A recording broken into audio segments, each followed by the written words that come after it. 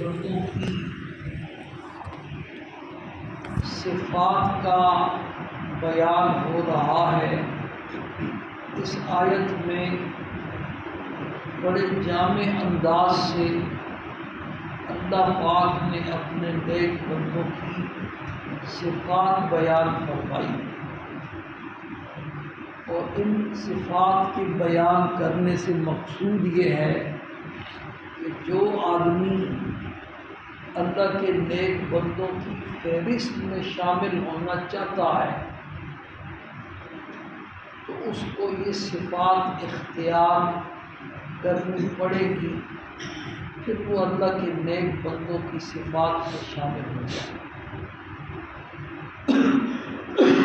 اور اللہ کے نیک بندوں کی صفات میں اختیار کرنے کے بعد جب ان میں شامل ہو گیا تو اس کا سب سے بڑا فائدہ یہ ہوگا کہ ایک تو اللہ پاک راضی ہوں گے، موت کے دنیا میں چین سکون اطمینان نصیب ہوگا، موت کے بعد والی کبھی نہ ختم ہونے والی جو زندگی ہے اس کی کامیابی اور کامرانی اور اس کی ساری منزلیں کیا ہوگی، آسان ہوگی۔ اور ایک فائدہ یہ بھی ہوگا کہ پوری دنیا میں مسلمان جب نماز پڑھتے ہیں، جتنی مرتبہ نماز میں التحیات پڑھتے ہیں وہ ان کی دعاؤں میں کیا ہوگا، شامل ہوگا۔ جو پڑھتے ہیں وَعَلَىٰ عِبَادِ اللَّهِ الصَّالِحِينَ، السلام علینا، ہمارے اوپر بھی سلام ہو اور اللہ کے نیک بندوں پر بھی کیا ہو، سلام۔ تو جتنے مسلمان جب بھی التحیات پڑھیں گے یہ آٹومیٹک ان کی دعاؤں میں کیا ہو جائے گا، شامل۔ بہرحال ان کی صفات میں سے پہلی صفت عقائد کا صحیح ہونا۔ اس آیت میں تقریباً 5 عقیدے تھے، ان سب کا تفصیلی الحمدللہ بیان ہو چکا۔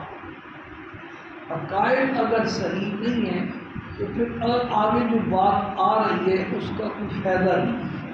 عقائد کی مثال یوں سمجھیں جیسے مکان کی بنیاد ہے، اگر بنیاد نہیں ہے تو اوپر جتنی دیواریں بنتی جائیں گی وہ دیواریں کمزور، ان پر پڑنے والی جو چھت ہے وہ چھت گرنے کے قریب، تو کوئی کام اس کا مضبوط اور مستحکم نہیں ہوگا جب تک عقائد صحیح نہیں۔ اس لیے عقائد کی اپنی بھی، اپنی بیوی بچوں کی، بہن بھائیوں کی، متعلقین کی، پوری امت کی عقائد کی درستگی کی کیا کرے، فکر کرے۔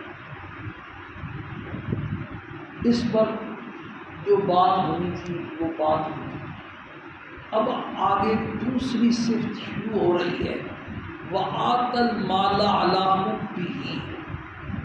اللہ کے نیک بندوں کی دوسری صفت یہ ہے کہ وہ اللہ کی محبت پر اللہ کا دیا ہوا مال خرچ کرتے ہیں، ذوی القربیٰ اپنے رشتہ داروں کو دیتے ہیں، والیتامى اور یتامہ یتیموں کو دیتے ہیں، والمساکین اور مساکین کو دیتے ہیں، وابن السبیل اور مسافروں کو دیتے ہیں، والسائلین اور مانگنے والوں کو دیتے ہیں، وفی الرقاب اور جو بیچارے مظلوم قیدوں میں بند ہیں ان کے اوپر خرچ کر کے ان کی خلاص کی کوشش کرتے ہیں۔ پرانے زمانے میں تو غلاموں کا مسئلہ تھا، آپ کے لیے اس پر انشاءاللہ بات اپنے وقت پر آئے گی۔ یہ جو مسئلہ اللہ پاک نے دینے کا بیان کیا ہے یہ نفلی صدقے اور خیرات کا مسئلہ ہے، اس لیے کہ آگے وہ اقام الصلاۃ وآتى الزکاۃ میں فرض کا بیان مستقل آ رہا ہے، اس لیے علماء نے اور مفسرین نے اس سے مراد نفلی صدقہ لیا۔ یہ تو اس آیت کا، یہ اس جملے کا مختصر سا مضمون ہے۔ اب سب سے پہلی بات یہ سمجھیں اللہ پاک نے بندوں کے ذمے ایمان لانے کے بعد، ایمان عقائد کی درستگی کا کیا ہے؟ سب سے پہلے تو بھائی ایمان لانا، ایمان لانے کے بعد کچھ فرائض اور واجبات بندوں کے ذمے لگائے ہیں، ان کی تکمیل کے لیے پھر کچھ سنتیں، کچھ نفلی اعمال، مستحبات بھی بندوں کے ذمے لگائے ہیں۔ ان میں ترتیب یہ ہے کہ سب سے پہلے تو بندے کو فرائض اور واجبات ان کی ادائیگی کی کیا کرنی ہے، فکر کرنی ہے۔ اس کے بعد پھر نمبر آتا ہے کس کا؟ نفلی اعمال۔ آج میں نے ایک حدیث پڑھی، سرکار دو عالم صلی اللہ علیہ وسلم کا ارشاد حضرت ابو ہریرہ رضی اللہ تعالی عنہ نے نقل فرمایا، جس کا پہلا جملہ ہے من عادى لي وليا فقد آذنته بالحرب، جو میرے کسی ولی سے دشمنی رکھتا ہے، بغض رکھتا ہے، میں خدا اس کو اعلان جنگ دیتا ہوں۔ اور بزرگوں نے لکھا ہے کہ دو گناہ ایسے ہیں جن پر اللہ پاک نے اعلان جنگ دیا ہے، اور جن کو اللہ پاک اعلان جنگ دے ان کے خاتمے کے خراب ہونے کا خطرہ ہے۔ ایک تو گناہ یہی ہے اللہ والوں کی دشمنی، ان کا بغض، ان کا کینہ اور عداوت، اور دوسرا گناہ یہ تو حدیث قدسی ہے، دوسرا گناہ سود کھانا۔ سود کھانے والوں کو اللہ پاک نے قرآن میں اعلان جنگ دیا ہے، فَإِن لَّمْ تَفْعَلُوا، اگر تم سود کھانے سے باز نہیں آتے تو فَأْذَنُوا بِحَرْبٍ مِّنَ اللَّهِ وَرَسُولِهِ، پھر اللہ اور اس کے پیغمبر سے جنگ کرنے کے لیے تیار ہو۔ یہ دو گناہ ایسے ہیں جن پر ایک میں حدیث میں ایک پر اور دوسرے پر قرآن پاک میں اللہ پاک کی طرف سے اعلان جنگ ہے، اور جس کے ساتھ اللہ کی جنگ ہو، اللہ کے قیمتی خزانوں میں سب سے جو قیمتی چیز ہے وہ ہدایت ہے، اس کو ہدایت نہیں ملتی، اس کا خاتمہ خراب ہوتا ہے۔ اللہ پاک ہر مسلمان کو۔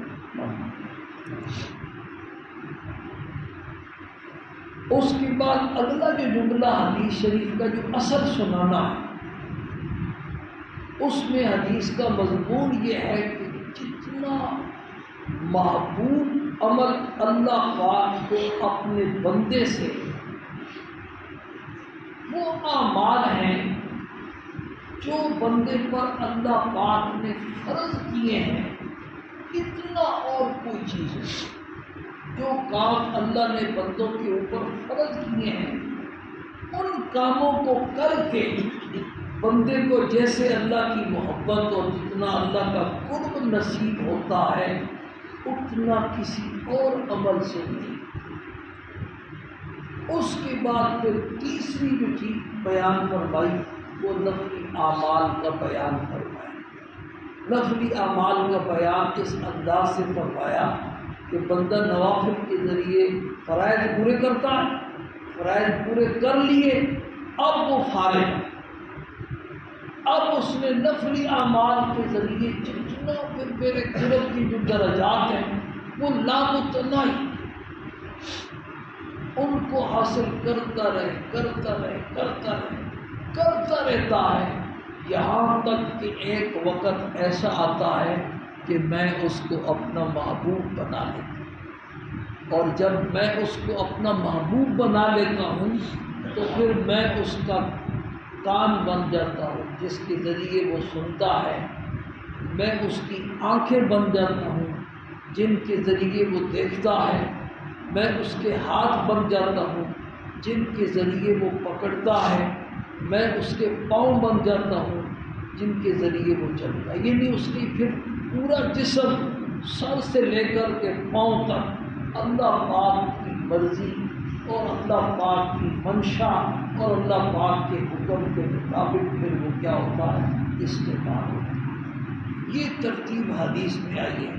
اس ترتیب سے علماء نے یہ مسئلہ مستنبط کیا ہے اور اخذ کیا ہے کہ بھئی سب سے پہلا درجہ کس کا ہے، فرائض۔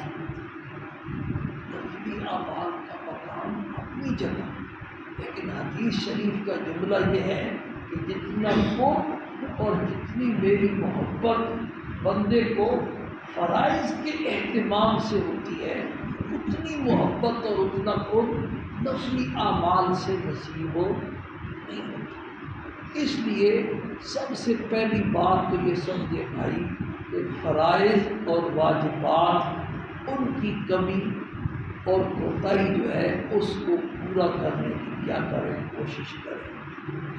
زکوٰۃ فرض ہے، قربانی واجب ہے، صدقۃ الفطر کیا ہے، واجب ہے، نماز فرض ہے، رمضان کے روزے کیا ہیں، فرض ہیں، حج زندگی میں ایک مرتبہ کرنا صاحب استطاعت کے اوپر کیا ہے، فرض ہے۔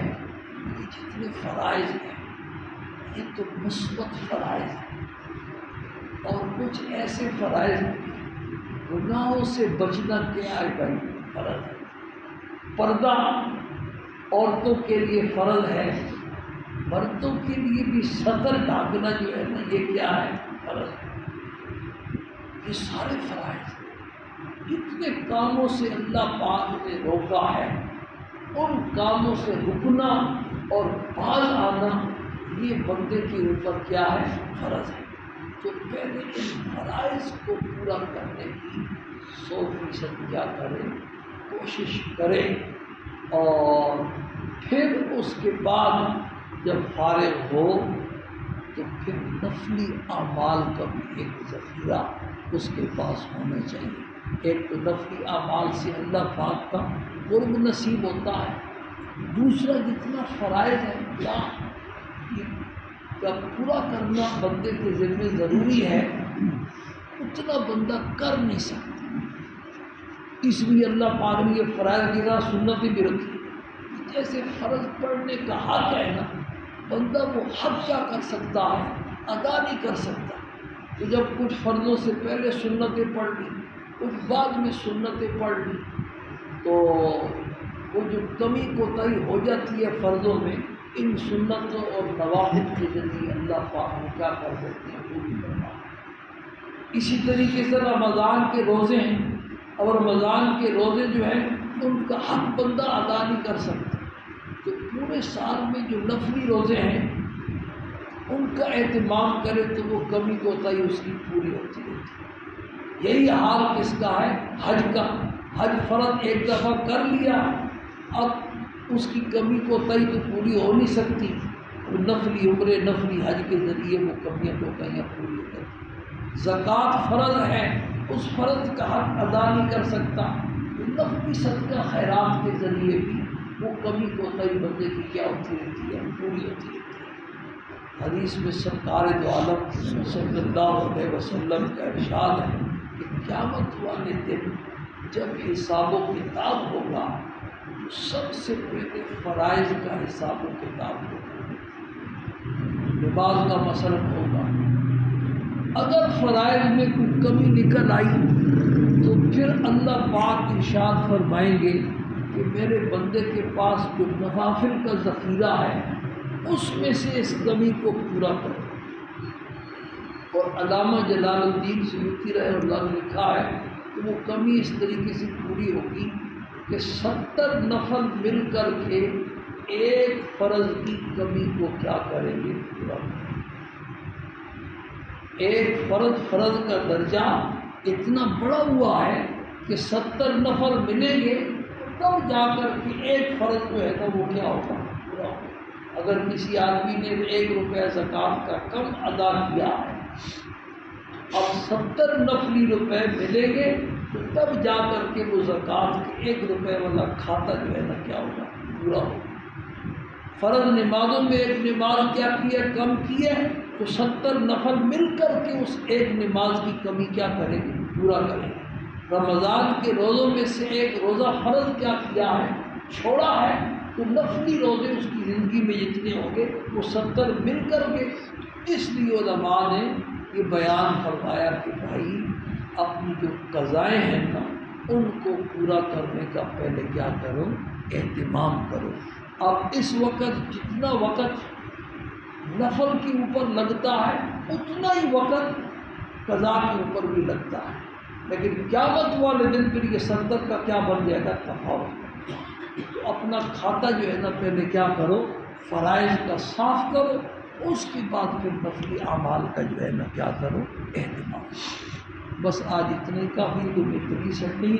تو آج یہ پہلی بات بیان ہوئی کہ سب سے پہلے تو فرائض کو بندہ کیا کرے، اہتمام کرے، پھر نفلی اعمال کا اہتمام کرے۔ وَآتَى الْمَالَ عَلَىٰ حُبِّهِ میں نفلی صدقے اور خیرات کا جو ہے نا کیا ہے، ذکر ہے۔ باقی بات انشاءاللہ اس پر کل کریں۔